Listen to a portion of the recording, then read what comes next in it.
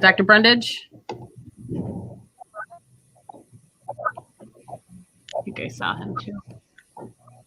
Oh, okay. Elaine Daly? See Elaine. Okay, so no Elaine. And then Ralph Batista? Anything else on here? Oh, there's Elaine. Okay. So I think we're just missing Ralph, that looks like. So we definitely have a quorum, so whenever you're ready, Keith. Okay, great. Thank you very much. So if we can have a motion to approve the minutes from May 18th. I'll move. A motion and a second.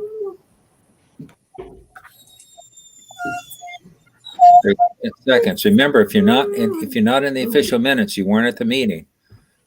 You don't make a motion.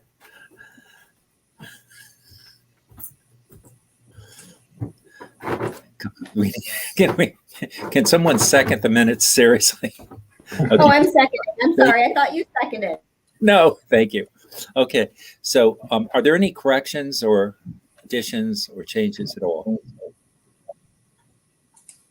Okay, seeing none. All in favor? Aye. Okay, any opposed? Okay, great, thank you.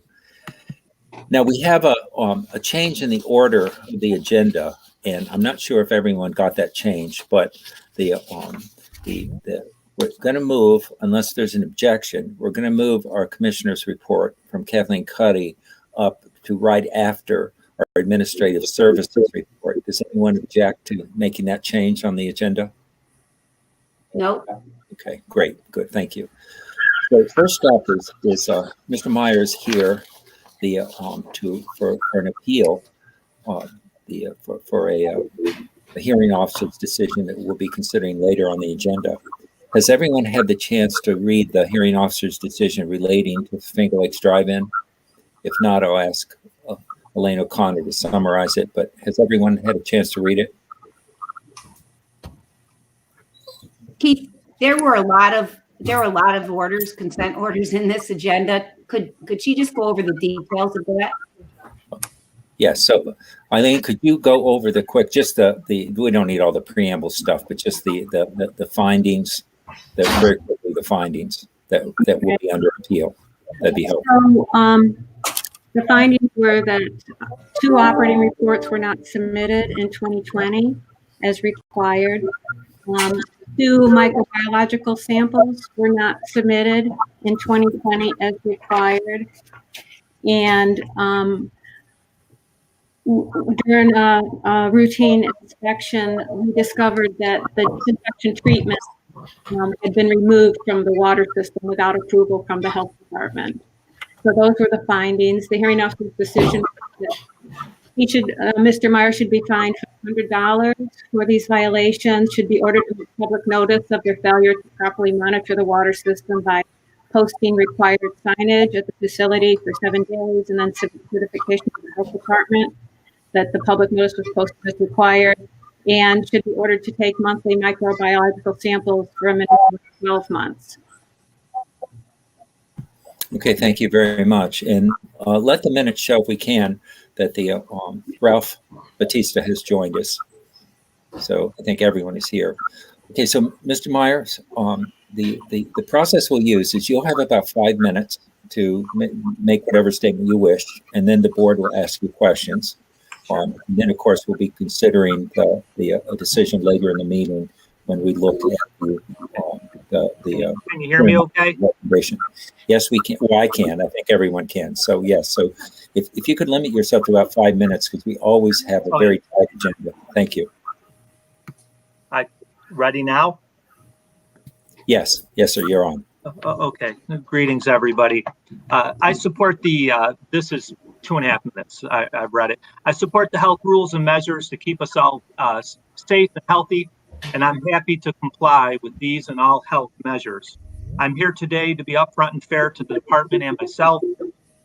In the past, the drive-in has had practically a flawless 10-year health history, and not only with operations, but with paperwork compliance.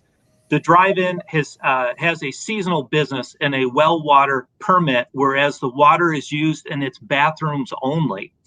We sell name brand bottled water in cans and soda. No, everybody okay? No water is served to customers. We use very, very little water. Our 1,000-gallon tank, once filled, provides about enough for the season. We treat the water to food grade standards to flush it down the toilet. The backdrop to these allegations are that we were in a global pandemic. I was never informed during the entire season that the inspector that usually came left the job. The replacement health inspector, who is new, did not inspect the seasonal premise until after the season was over, and we were not open. During season, the doors to the health department were locked and it was closed. Many New York State operations were closed. Right to the issues. The hearing officer. I submitted paperwork to Ms. O'Connor for the hearing officer. My concern is that Ms. O'Connor controlled the hearing officer meeting as it was on her Zoom account. She only put up and left her exhibit, leaving off my denial letter submitted to her. The hearing officer seemed to overly rely on her for guidance by asking her interpretations of not factual issues, but of the rules.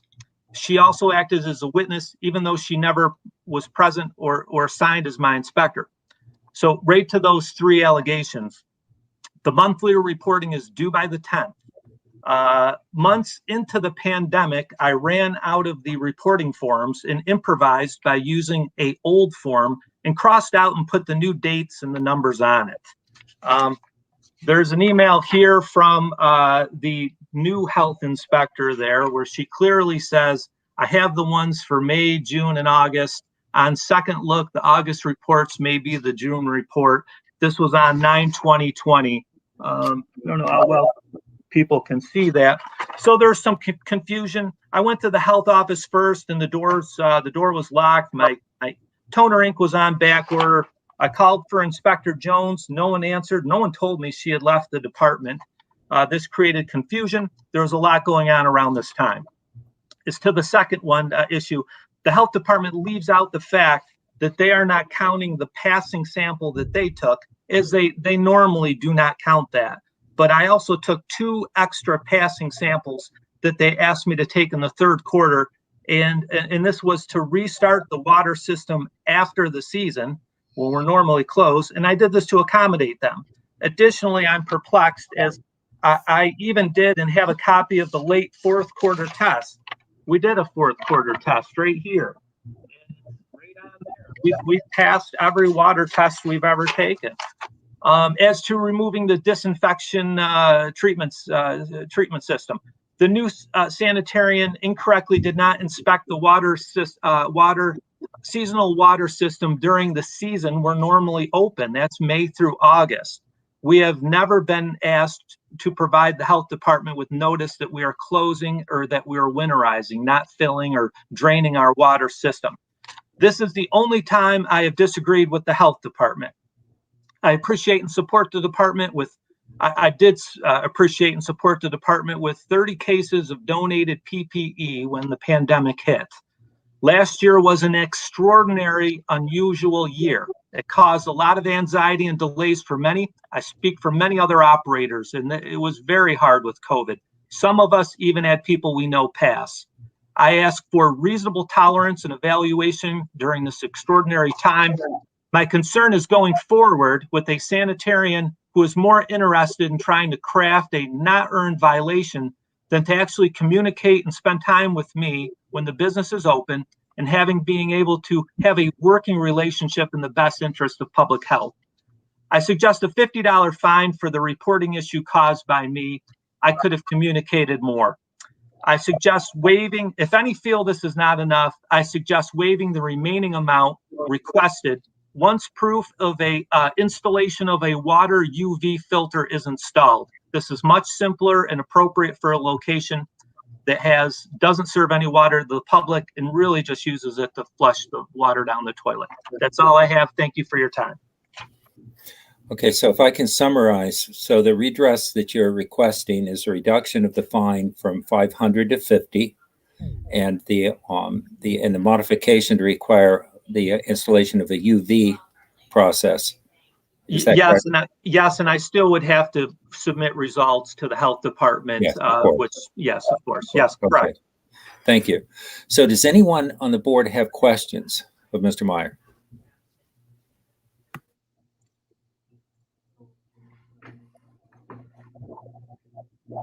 I can't hear you. You're muted, Keith. Oh, I muted myself by mistake. So does anyone on the Board of Health have questions for Mr. Meyer? If you do, and I don't see your hand, please just say, I have a question.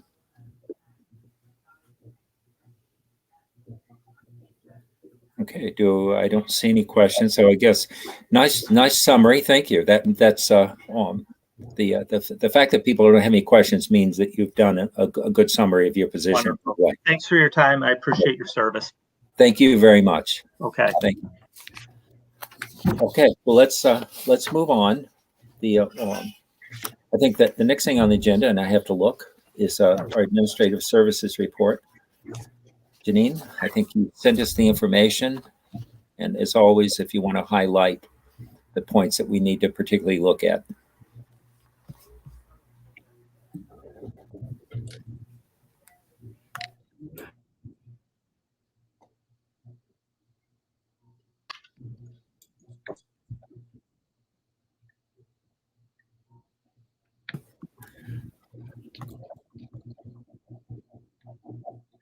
Camera or the mute off. We see you, but you are muted. There you go.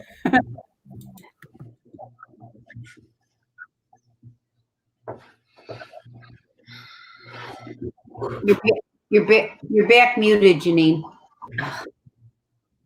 Okay, how about now? Got Good. it. Okay, sorry about that. Okay, on the board audit of 5/27/21 LB, page 8 of 24, we have paid Auburn Party Rental $8,360 for the rental of the pipes and drapes and the chairs at the Finger Lakes Mall COVID clinics. We paid Carl Collier for his April and March bills. On page 9, we paid the regular providers of speech therapy, occupational therapy, and physical therapy, transportation, and tuition for our 3 to 5 program. On page 11, WIC purchased some hemoglobin testing materials from Massimo for $505. On the warrant of 6/10/21, we paid for the septic system to be pumped at Locust Meadows to Gary Crowley for $350. And we've paid Schneider Laboratories for lead analysis. On the credit card statement of 4/29/21, we continue to use the language line. And we also paid our annual subscription to BigStockPhoto.com so that we can use images on their website in marketing our programs. On the credit card payment of 5/15 to 5/28, we paid Viking Detection $3,600 to recalibrate our lead machine. And we also paid for our membership to the American Waterworks Association. That's a summary that I have. Does anyone have any questions on the bills? Janine, I just have a question in regards to the space that we're using at the Finger Lakes Mall. Are they donating that? I don't recall that being paid for at all. Yes, they're donating the space to us. We just have to pay for the rental of the pipes and the drapes and the chairs And actually at the end of June here, we're looking to move into the space across the hall where I do believe it was Joanne Fabric is, and that also will be a free space, but it's much smaller, and we won't be needing the pipes and drapes and chairs. So we're arranging Auburn Party Rental to come and pick those up at the end of the month. The mall said they did have some drapes that they would be happy to set up and arrange for us to use. And the Purple Lancers that use the space for bingo right now are letting us use the table and chairs that are there. So we probably will not be utilizing a lot of the rental equipment that we've used in the past. That's just super nice of the mall. It's really nice of the mall, and they've been more than accommodating to us, and we appreciate them so much. And I got to say, Auburn Party Rental really came through very quickly for us too. I don't know if you've seen the space out at the mall, but it's a great space that we're utilizing, and it was fantastic when we had really big volume, I guess. And it really laid out very nicely with the way it was set up. So, you know, kudos to the mall for helping us. Yeah. And, you know, maybe at some point it would be a minor, a little way, but a little bit of a payback to ask our communication people to issue a statement about the people that have businesses that have supported the effort during the mall, because that's a pretty big gift, I think, that space for free and ongoing space. That's really great, and it would be good to recognize them. So that's something to think about in the future if we can. So are there any other questions on the finances? Okay, seeing none, could I have a motion to accept the approval of claims? I will motion. I'll second. Okay, great. Okay, so we have motion and second. All in favor? Aye. Aye. Any opposed? Very good. Okay.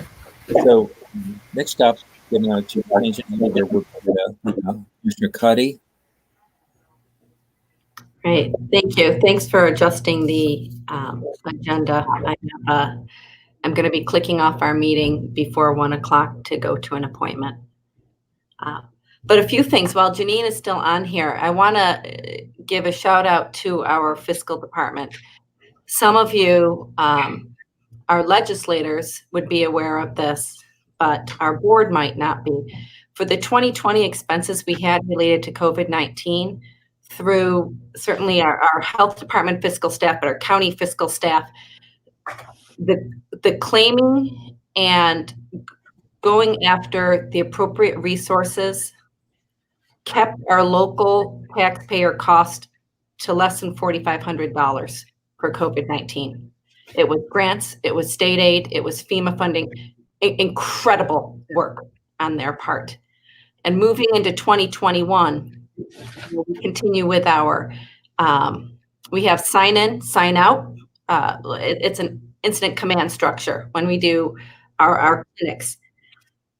That allows us to track personnel, but to the point, you know, for other costs and things, not only will we continue to claim, but we also started billing for the administrative fee for COVID-19 vaccination for those people who have insurance that can be billed for that. There will never be an out-of-pocket cost for people to receive their COVID-19 vaccine, but it is our obligation as a government agency to bill insurance for the administrative fee.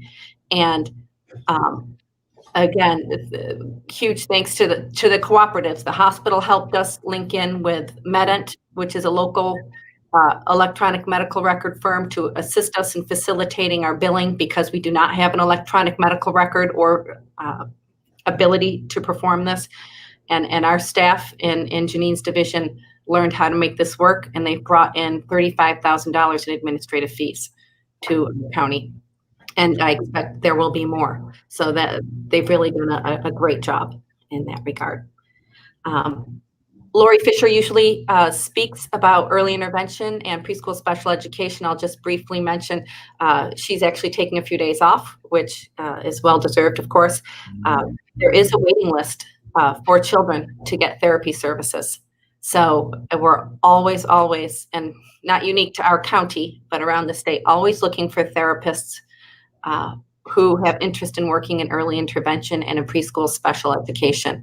PT, OT, speech are the biggest needs. So if you know anyone, we encourage it. If you know anyone who's on a waiting list, what Lori does and the service coordinators do, they really work with the families to give them some alternate child development ideas and suggestions to work on while we are awaiting identifying a therapist who can address their child's needs more specifically.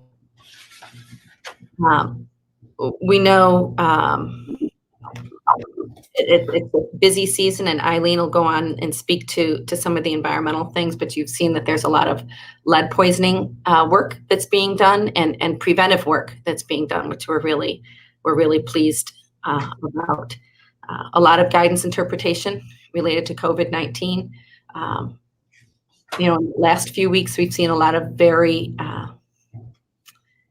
again, the press conference where the change is announced, but we don't have anything to back it up yet, right? So that causes a lot of questions in the community, and eventually we do get some guidance, but we definitely have been some very sudden, changes that everybody needs a little help on, because while we're saying that everything's opened up, it's not quite there yet. Most situations it is, but there's large gathering situations there where there's some restrictions still in place. And again, the vaccinated, not vaccinated. I really applaud those businesses who are taking the time to ask for clarity. I think it helps everyone to assure that those who choose to or ought to be wearing their face covers are doing so. And it's real. It helps everybody and helps prevent the spread of COVID. We've been fortunate that there have been very few cases over the last few weeks of people who have tested positive. We'll keep it that way. We'll keep working that way. A lot of credit to Nancy will speak to a lot of this, but really creative outreach on behalf of Nancy and our staff to address approaches to getting vaccine to people, because that's where we have to do our work right now. The days of the large vaccination clinics aren't there anymore. That demand has been met. We're seeing scaling back one for testing clinics, both with the state and locally, but it is available at other places, like testing is still available at drugstores, your urgent care centers, your doctor's offices. And that's the same with vaccines. But as a health department, we need to keep providing vaccination, and we have a flexibility that a lot of places don't have. And it's really been cool, some of the work that's been done. For example, there was that zip code that appeared to have a very low vaccination rate. Nancy and the team of people within our staff and within the county went to Victory Firehouse. They had reached out through the school districts there, through the firehouse, through the town supervisors, through the churches, which was a really good thing, because these were some of our larger churches who we really worked with a lot more prior to vaccination being available. And what I thought might have been, I thought we'd be a group of people, and we got nearly 30 people. And I was really quite impressed with that turnout. That really speaks well to the people who got the word out, and our staff. Soup kitchens, that's another great source. It's a lot of one-to-one conversation people are having right now to address their concerns, to speak about the vaccine, to dispel conspiracy theories, and it's more talking time a lot than it is to give a shot. But it's continues to move in the right direction. And WIC, we had a conversation a little earlier today. WIC, things are moving fast and furious with relocating, and it just is really exciting news. You know, it's something really positive that's happening.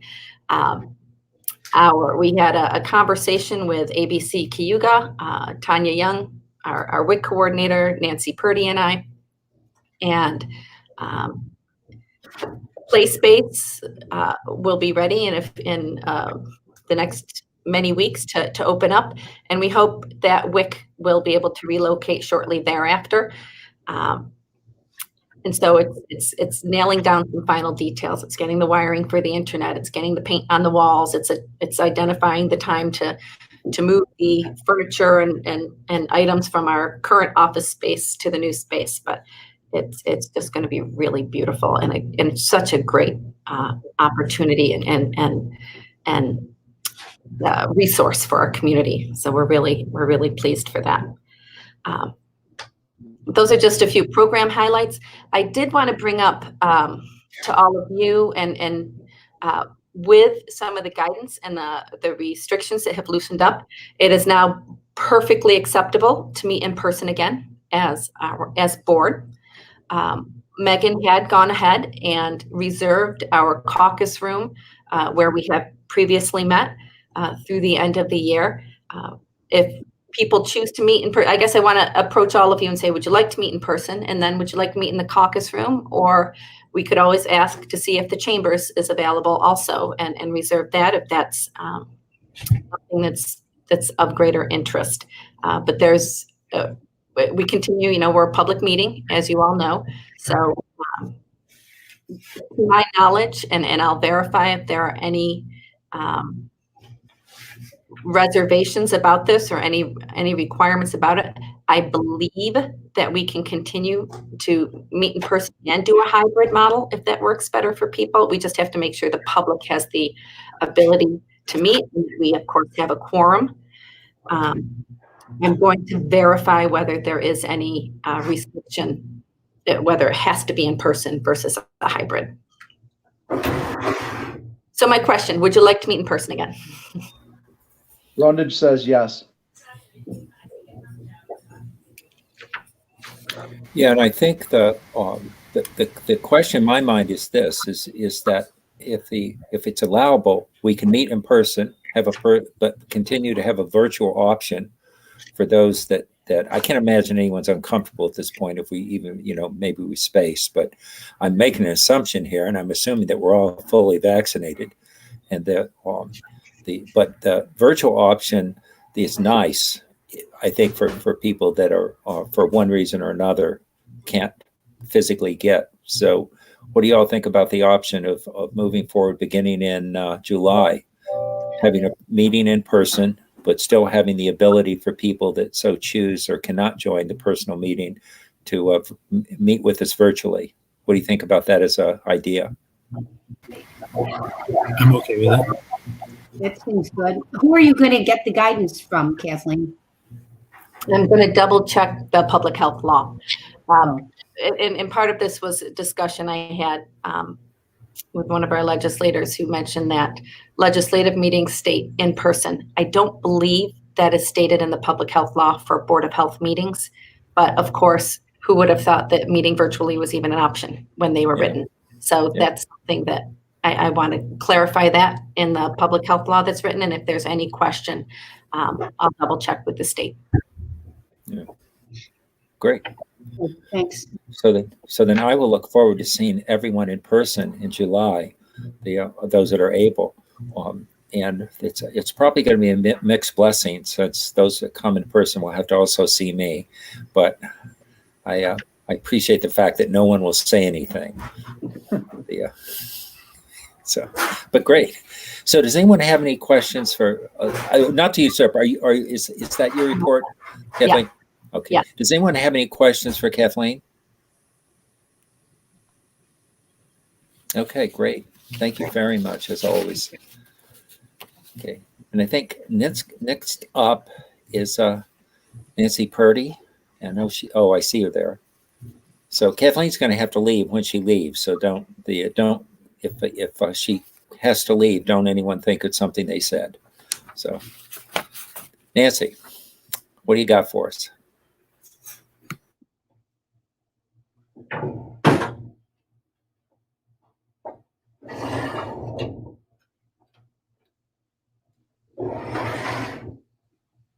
Nothing.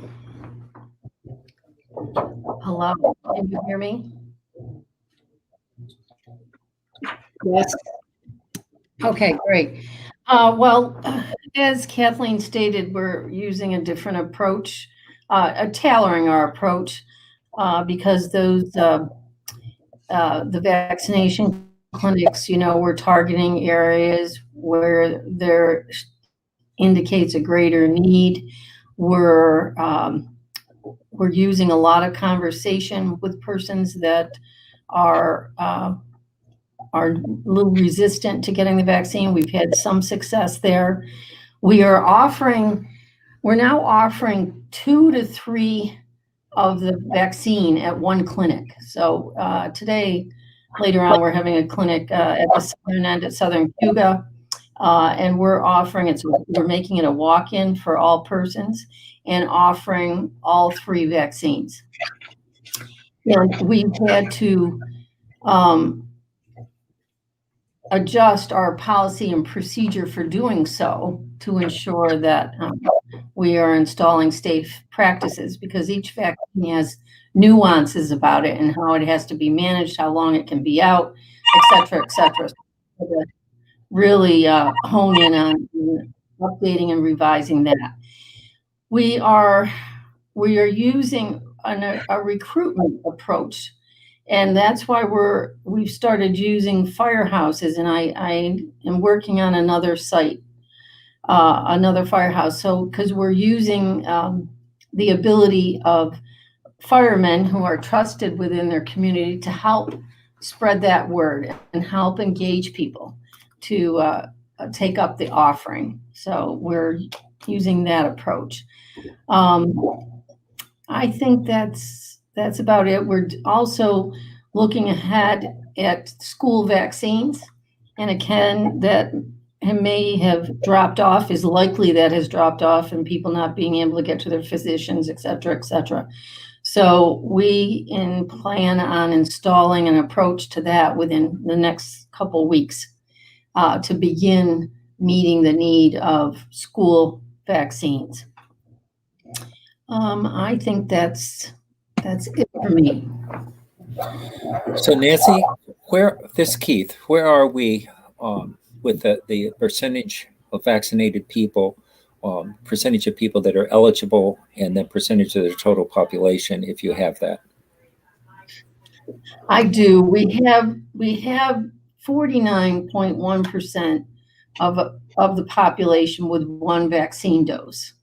And then we have 58.1% of 18 plus population with at least 1. And that has been sitting around at that number for, I don't know, it feels like too long. A week is too long. And we're just churning all that we can to try to move that number.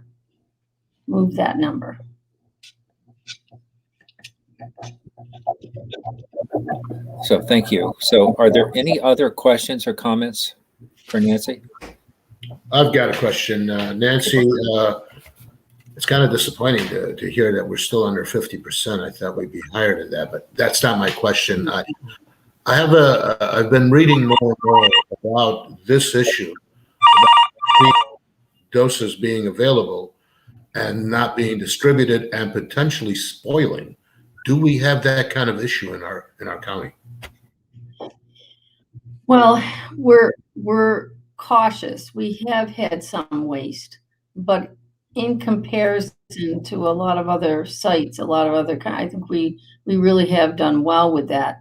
The regional office, which is at Upstate, we really have an excellent relationship with them, and they support us ordering on a smaller scale and more repetitively.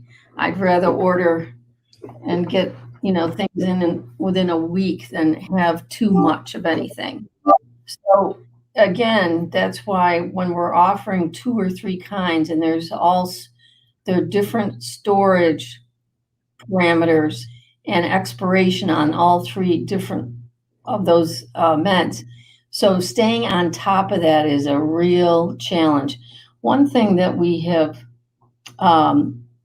devised a system some time ago that allowed us to really monitor the number of vaccines within one clinic. So we didn't waste at a clinic. So we have a very, very good rate of that, of a low wastage due to overdrawing within a clinic.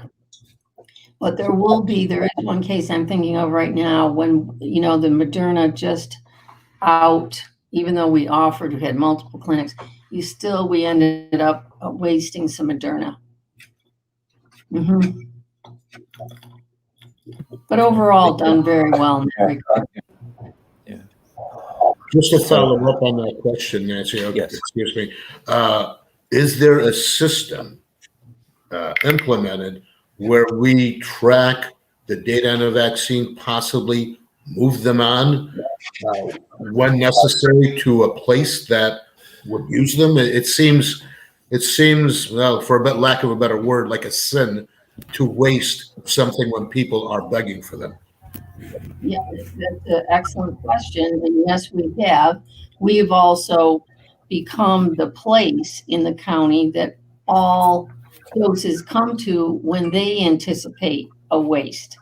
We have accepted them, and we, have in respect to various practices, we have probably more ability to go widespread and figure out how to use them. So we've also taken in drugs from different counties that we wanted. So, speaking, our waste is minimal, is really but it's definitely noticeable. I mean, you just know everyone. We paid close attention to that. Okay, thank you. And the question here.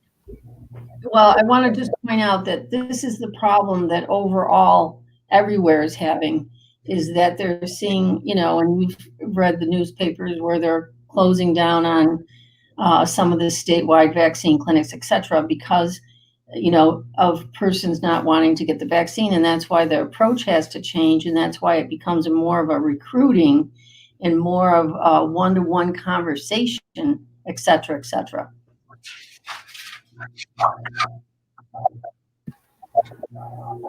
Okay, great. Any other questions or comments? Okay, seeing none, then thank you very much. And I think we're up to a hearing in consent orders. Eileen O'Connor, are you on? I believe you are. I am on. Okay. Thank you. My camera's not working, but that's okay. You don't need to see me, I guess. So why don't we first talk about, before I jump to the hearing and consent orders, Rich Graham is here. Rich, can you give us an update on Locust Meadow Mobile Home Park, where we are on that for the board?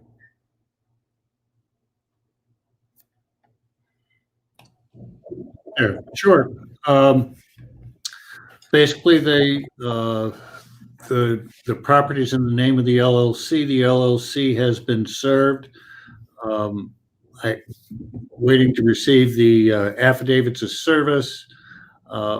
Once we get past 30 days beyond the date of service, then we can take a default judgment and then proceed to execute and levy on the real property. So that's essentially where we are. And we did receive the affidavits of service in our office. I think it was May 26th. So the 30 days is coming up. So hopefully we can be moving forward on this property. Does anybody have any questions about Locust Meadows? Eileen, the serve is to foreclose on the property or to take ownership of? That's a question for Rich. First, we have to take judgment, against them for the amount of the order, which I believe was $55,000. And then there's a separate process that you have to go through to enforce the judgment and levy on the real property. And that also requires additional notice to the property owner. It's a process that we work through with the sheriff's department. Okay. So we hope to get the next step done right away. Since the 30 days will be up by the end of this week, to move forward with that. All right. If nobody has any other questions, I'll move on to our epic list of hearing and consent orders. So why don't we get started? The first one is with Meadowbrook Golf Club, that they failed to take their third quarter microbiological sample in 2020, and they did not submit an operation report for August of 2020. They did sign a consent order. They did make public notification that they're required to do under the state sanitary code. If you don't take your monitoring samples, you have to notify the public that you failed to do so. So they posted that, and they paid a $75 penalty. The next is with Nino's Pizzeria. They were in violation of not wearing proper face coverings when that was required under the COVID emergency rules, and they paid a $50 penalty for that. The next is with McDonald's of Port Byron, where during a regular inspection, there was a red letter critical hazard of food out of temperature.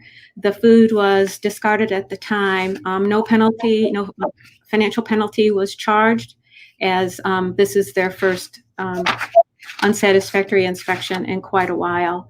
The next is with Panera Bread, that they were in violation of the COVID emergency rules, that their staff was not wearing a face covering as required. They paid a $50 penalty. The next is with Lake Breeze Subdivision, where they did not take their microbiological sample in the third quarter of 2020, as well as they failed to take their nitrate sample in 2020. They did make public notice, and they did make up the sample. And they paid a $200 penalty. This is their fourth and fifth monitoring violation in the past 2 years. The next is with Arnold's Restaurant. They were in violation of the COVID emergency rules, and that their staff were not wearing face coverings at the time of an inspection. They paid a $50 penalty for that violation.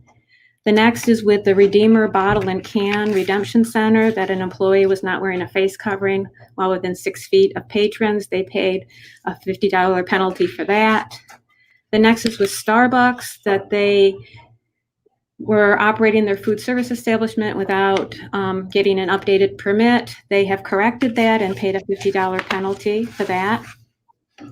The next is with Dugan's Country Grill, that they did not submit operating reports for April and December of 2020. They did not do their microbiological samples for the third and fourth quarter of 2020, and they didn't do their 2020 nitrate samples. So they did collect their 2020 nitrate sample in early 2021, and they did collect some makeup microbiological samples, and they did make the required public notification, and they paid a $200 penalty for these violations.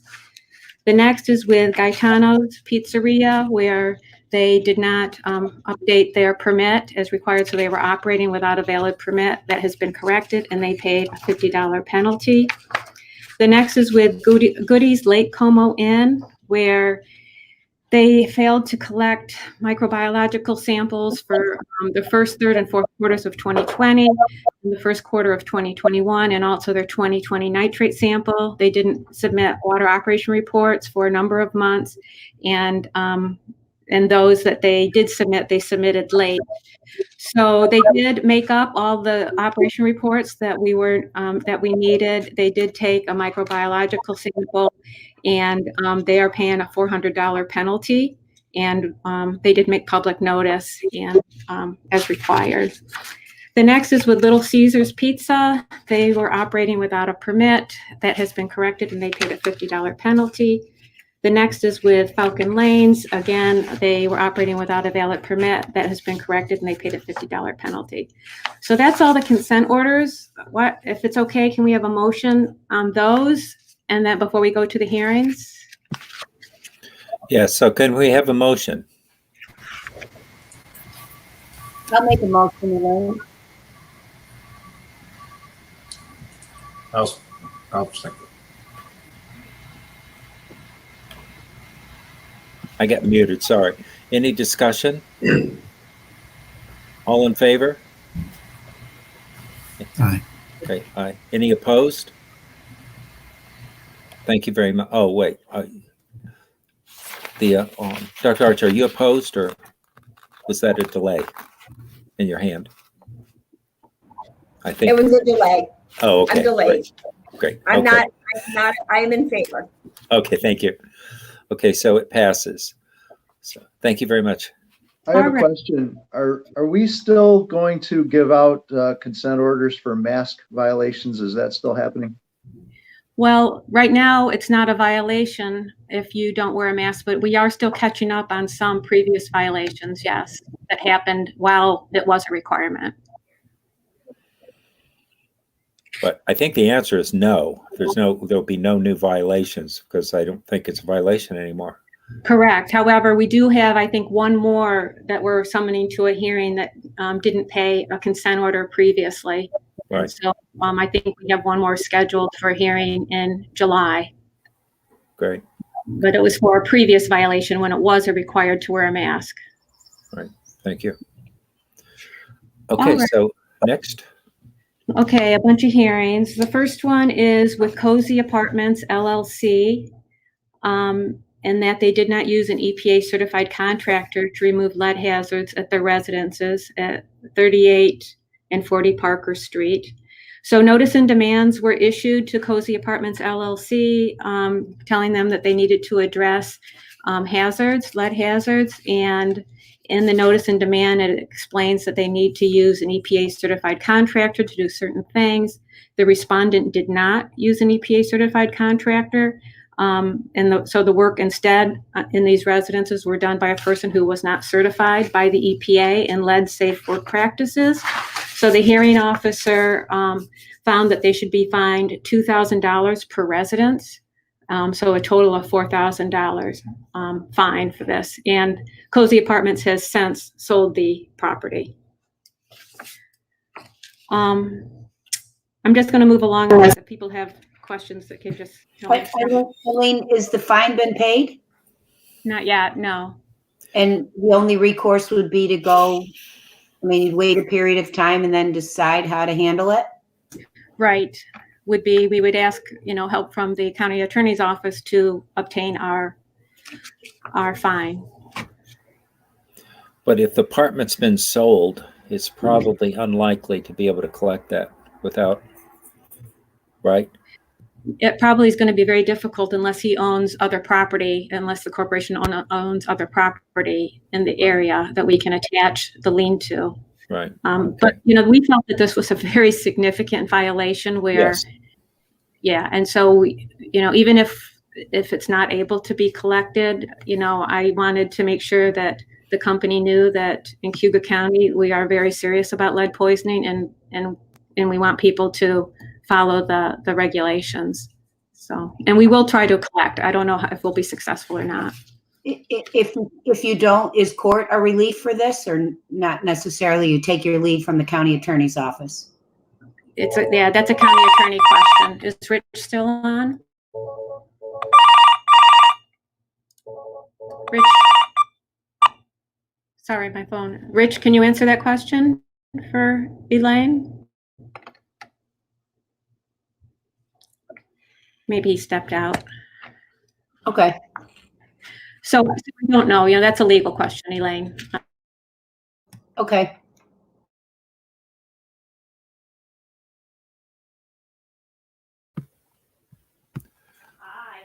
Okay, Eileen, you're muted.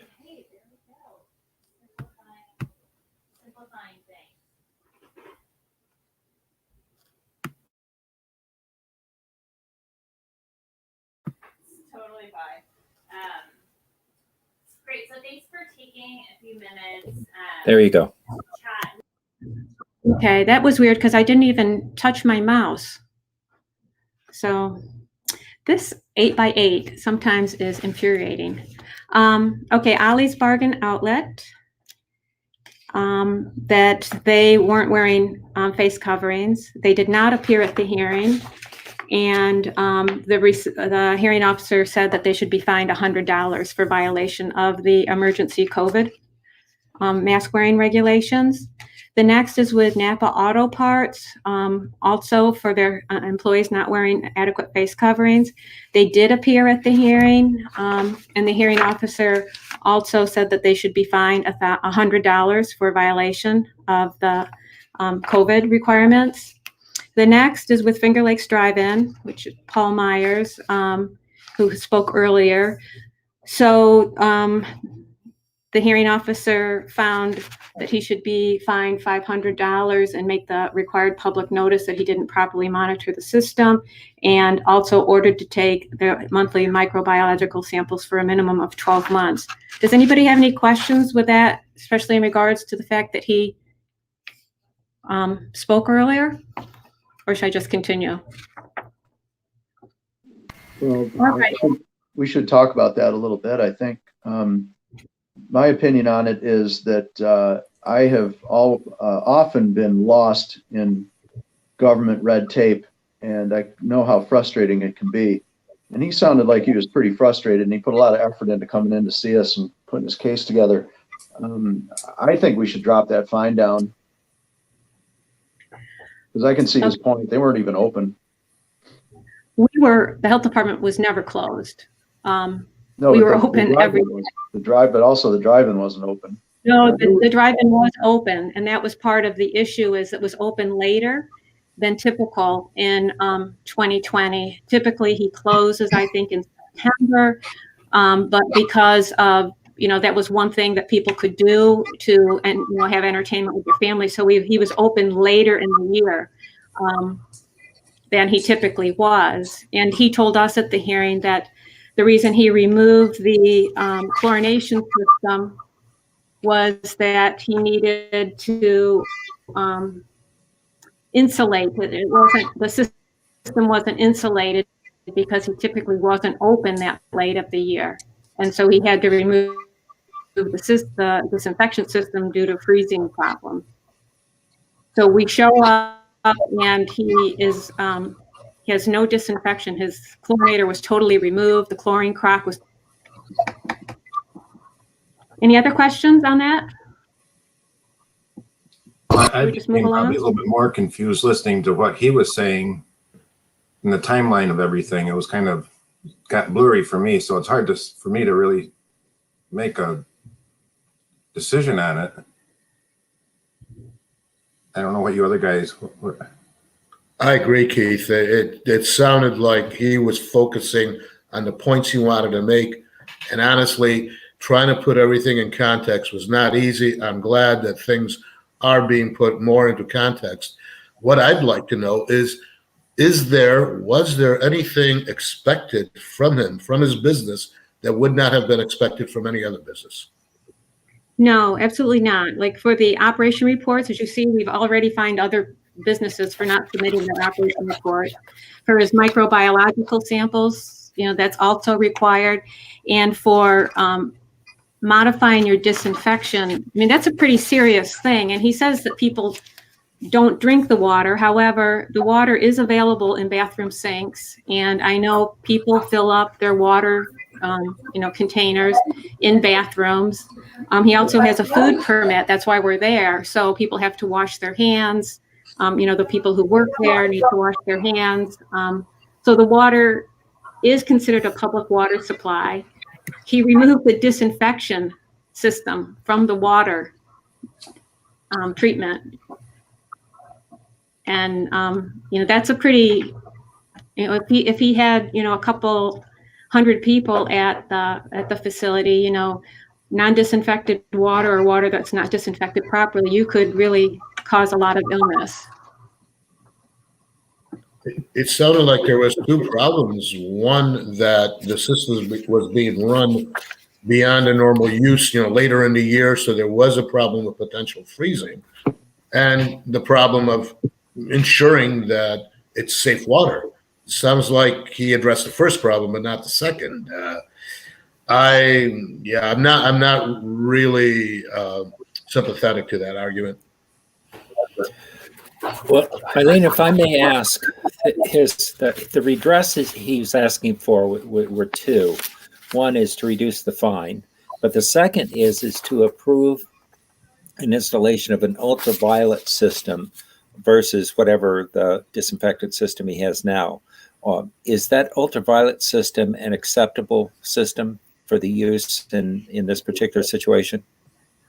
I talked to him about that. He needs to do some samples because the water needs to have a certain clarity. It can't be hard using a UV light. So I did direct him to a list of samples he has to take. And if the samples come within the range designated, then we could definitely accept an appropriate UV light to be installed. He would need to submit the proposal to our office for our approval, but it is less hassle, that's for sure. A UV light is easier to operate. Okay, so it's possible then, based upon specific kinds, depend upon the name of the water, which we don't know at this point, but it's not an impossible option. Is that accurate? Correct. Yes. Okay, thanks. Well, I support lowering the fine. It would give him a little more money to put in his UV system. I think there was a lot of confusion with a lot of things, and he seems to be a pretty upfront kind of fellow that has not had any problems in the past. That's my opinion on it. Brian, not to the $50 he's asking for, but something in between. Yeah, we could split the difference. Knock it down to $100 or something. That's still twice what the lowest is, but it's a lot less. And that would make him feel a lot better about it and make him a little more willing to put the time and effort and money into a new disinfection system rather than to have an adversarial relationship on a guy who's trying to make a living and doesn't really use his water for much other than washing hands and flushing. And I don't disagree with the fact that it has to be clean water, but I think it's a little bit of a different case than it is if it was a restaurant or something like that. And there was a lot of confusion during COVID. The guy was trying to hang on and keep his business open, not even sure if he was going to get shut down or whatever. I mean, it could have really gotten lost in the shuffle. I could see that happening. There was all kinds of confusion. You're trying to comply with regulations that you don't know about and you don't even exist. Not this stuff. I mean, I'm not saying this, but whether you could even be open, whether you could have a business, is this a gathering? Is it indoors? Is it out? I could just see the guy's head swimming with confusion because we've swam with confusion for a long time, just keeping our businesses open. And I give him a little sympathy for that. I would support knocking it down to $100. That may be the case, Brian, but he also had a couple of social distancing concerts there. So it's true. It was confusing. It was a very difficult situation, but he also took advantage of that to make some more money for himself. So it's like there's nothing wrong with that, in my opinion. Oh no, there's nothing wrong. People were failing all over the place during the pandemic. Somebody that can make a little extra money is an award winner in my book. Oh, there's nothing wrong with making money. That's what our economy is all about. What I'm saying is you can't have it both ways. You can't say this is causing a problem, but yet I'm going to use that as an opportunity. That's what businessmen do. They have to do this stuff. Well, if I may point out, and also, no, go ahead, Cassie. I'm sorry, Cassie said what? I personally had a very bad taste in my mouth when he was referencing what he felt was the adversarial reaction with Miss O'Connor. He kind of had me up until that point, and after he was accusing her of not giving him what he felt was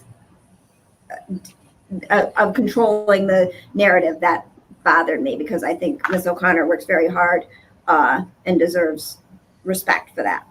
Yeah. Well, let me make a summary of the issue here as I see it, and maybe my summary is wrong, but if I can make a summary, there are two violations in the group. One is the testing and submission of the information. We fined people earlier today $200 and $400 for those kinds of violations. Okay. The second violation, though, is turning off the water treatment. Now, you can't remove something, a chlorinating system, and your response is, "Oh, I forgot that it was necessary to have good water." You can't say with it doesn't pass the smirk test to say, "Well, no one drinks this. We don't use it." There's no way you can wash your hands with dirty water and pass on infection, right? I'd ask this of the physicians. I would say, as a layperson, I understand that if you get bacteria-laden water on your hands and then touch that, then you've consumed bacteria. I mean, that's common sense. So that's the part I don't buy. I would excuse the testing for exactly the reason that's been discussed here. I can't accept a conscious decision to disconnect a disinfection system without asking any questions of people that know. And that seems just intentional to me. So that's the way I see this case. One part I can accept and really even excuse, that intentional disconnection. Come on. That wasn't an accident. It wasn't an I forgot. It was an intentional thing because whatever, and he could have put an ultraviolet system in then, by the way, and I would have said, "Oh, come on, cut him some slack," but I don't know. That's the way I see it. Am I wrong? He hasn't submitted something to the health department regarding the plan for the ultraviolet light setup. And all that stuff has to be approved by the health department ahead of time, correct? Correct. To me, if you have a chlorination system and you remove it and you're replacing it, you really should make the health department aware. To me, that's intuitively expected.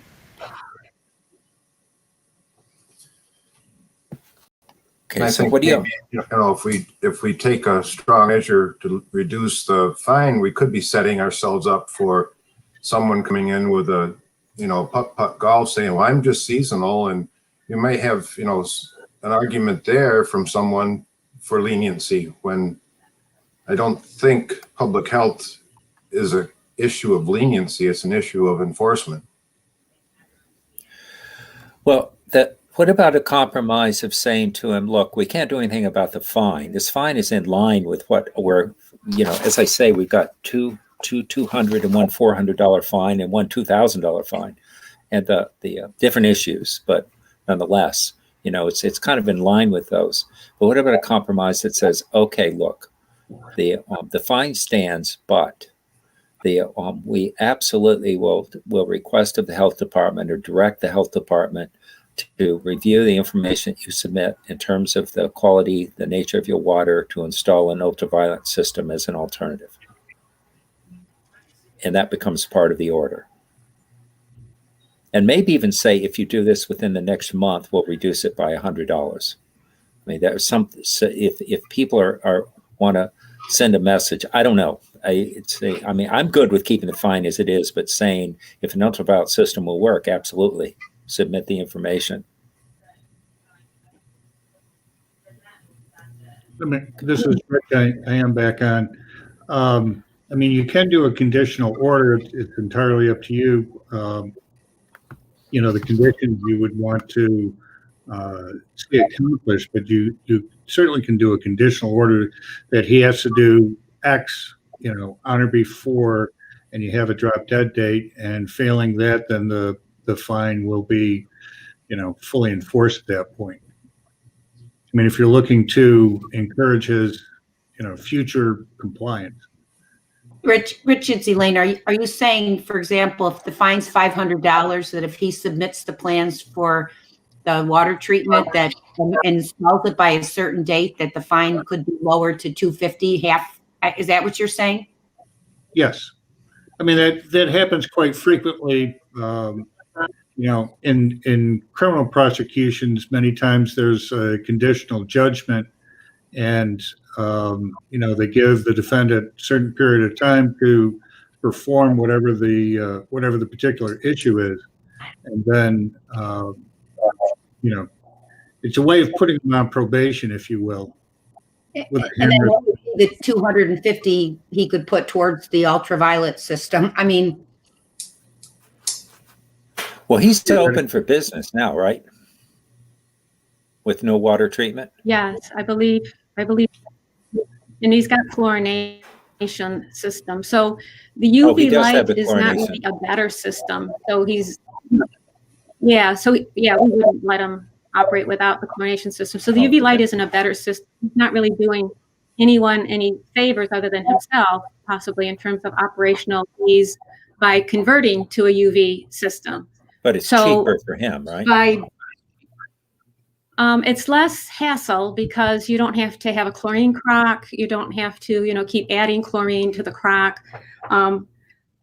But it's not like most of our other orders where you have to do something that you don't want to, and then you get part of the fine removed. I mean, he wants a UV light. And also just, this hearing was a very, very long hearing. It was over an hour, and Mr. Meyer was here presenting all of the information in a lot of detail, and he was heard by the hearing officer. And actually, the health department requested a fine of $750, and the hearing officer reduced it to $500. And again, we requested that much due to how important it is that, he was in violation of 3 different parts of Part 5 by removing his chlorination system. First of all, he has to notify the health department before he modifies, his disinfection system. He has to properly disinfect his water, which was not being done at the time. And there's one other section of the code. So actually there were 3 violations associated with just removing your chlorination system. I think from the health department's perspective, that's a pretty serious violation to remove your disinfection system. Yeah, I think we all agree to that. Well, let's do this with this so we can move this along. Could I have a motion to accept this decision, and then we can if someone wants to offer an amendment, we can do so. But could someone move to approve the decision of the exam hearing officer? I move to approve the decision. Okay. Can we have a motion, a second? Okay, a second from Dr. Kosakov. So given that, does anyone want then to offer an amendment to that? I know there's been discussion about reducing the fine, allowing the promoting the ultraviolet if he wants to, whatever. Does anyone want to offer an amendment to change that motion? Okay, well, hearing none. So can we have all in favor? Aye. And opposed? Okay. Brian, are you opposed or? I'll go along with it. Okay, thank you.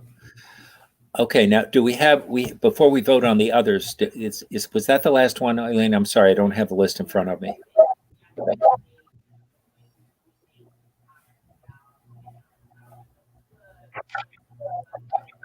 No, it's not. So why don't we Okay, just I think if we can just do this one separately and then move on with all the rest? Okay. Yes, So should I please. continue then? Okay. The next is with Ed and Jean's Market, where they were found in violation of not wearing adequate face coverings, both employees and patrons. And the finding of facts were that 2 previous violations regarding this requirement have been documented through the Board of Health. Health Department inspector testified that on January 27th, there were employees of Ed and Jean's that did not have adequate face coverings on. when less than 6 feet from other people. New York State Ag and Markets Inspector testified that on February 8th, employees and patrons did not have an adequate face covering on when interacting with individuals while within less than 6 feet. The inspector testified that Mr. Moon told her when she was there, she discussed this with him face to face, where he was not wearing a mask, and he told her he was opposed to face covering usage and would not that requirement. The hearing officer felt that he should be fined for each of those 2 days of violation for a total of $2,000 fine. Should I continue, or do people want to talk about that one? Unless does anyone have any questions on that? Okay, so yeah, please continue. The next one is with Dollar Tree Store. Their attorney did attend, and it was a violation for not wearing adequate face covering while within less than 6 feet. And the hearing officer said that they should be fined $100 for a violation. The next is with Daffine's Diner, where they did not submit their monthly operating reports for April, August, and September of 2020, and March, April, and May of 2021. And they did not submit them in a timely basis for December of 2019, and January, February, March, June, July, October, November, December of 2020. And they did not collect the required microbiological sample for the first quarter of 2020, and didn't do the yearly nitrate sample for 2020. So the hearing officer's decision was that they should be fined $750 for those violations, ordered to collect an additional nitrate sample in 2021, ordered to make public notice of their failure to properly monitor the water system by posting the required signage, and ordered to submit all future water operation reports by the required due date and collect all future monitoring samples as required. And is this the last one? Oh no, the second to the last one is with JOC Construction, where they installed a septic system without first obtaining prior approval from the health department. And the respondent did not have a business permit from the health department, which is required for people before they install septic systems. So Mr. Chandler did not attend the hearing, and the hearing officer said that he should be fined $500 for this violation and should be ordered not to install or modify any septic systems in the future without prior approval of the health department or without getting a business permit.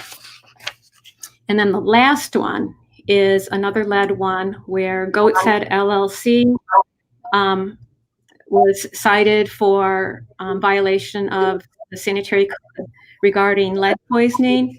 A notice in demand was issued for the residents located at 62 Fulton Street. The Goat's Head LLC testified that he has tried to get in to do the address the lead hazards, but the tenant was prohibiting him from doing so. And as at the date of the hearing, the conditions conducive to lead poisoning had not yet been eliminated. The hearing officer said that he should be fined $2,000 for violation of this section of the state sanitary code. He should be ordered to file court papers to gain access to the property in order to eliminate the conditions conducive to lead poisoning. And if the court papers are filed within 30 days, then all of the $2,000 fine would be waived. Okay, so could I have a motion to accept the hearing officer's recommendations on these remaining cases? Dr. Kotziko. I'll make the motion to accept you. the hearing and consent orders as stated. Thank you. And a second? I'll second. Thank you. Okay, is there any discussion on these remaining ones? Okay, all in favor? Okay, anyone opposed? Okay, it passes. Thank you very much. Okay, the hour is late, I'm afraid, but the I don't see is Dr. Joy still with us? Yeah, he is. So, Dr. Joy, do you have any important final parting words for us? We've gone a little over, I'm afraid. But